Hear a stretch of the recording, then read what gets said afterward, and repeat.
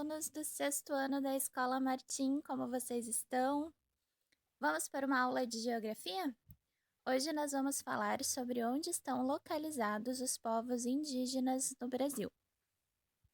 Primeiro, vamos analisar então esse primeiro mapa que mostra o continente americano antes da chegada dos europeus, como era a distribuição e a variedade, dos povos indígenas antes da chegada dos europeus.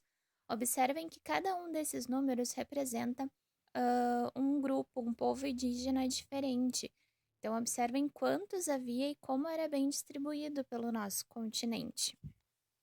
Apesar de, assim, no vídeo a gente não conseguir visualizar a imagem muito bem, dá para ter uma noção, da quantidade e da variedade. Agora, enquanto esse outro mapa que eu vou apresentar para vocês, eles nos mostra as terras indígenas no Brasil atualmente, e dá então para a gente fazer uma comparação de como era antes e de como está agora. O que vocês observam de diferente?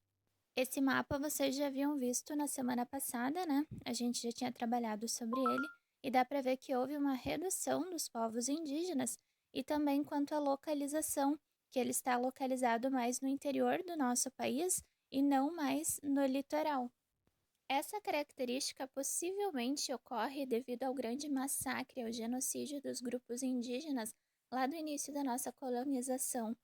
E as poucas tribos que sobreviveram são justamente essas que ficaram mais para o interior do território, E também ficaram mais afastadas de onde foram se formando os grandes centros urbanos.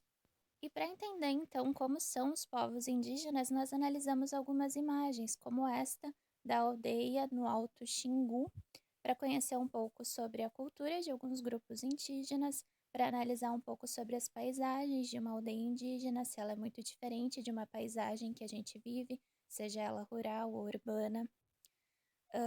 As paisagens das aldeias, elas apresentam elementos bem mais naturais do que os culturais, porque as paisagens culturais são aquelas que são feitas, pela mão humana, que é o que a gente vê, na verdade, nos grandes centros urbanos, nas cidades.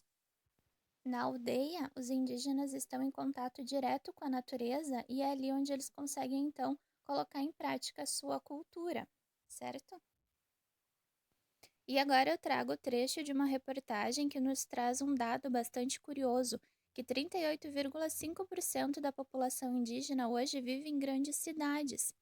E aí a pergunta que a gente fica é: quais razões que estão levando os indígenas para ir para a cidade?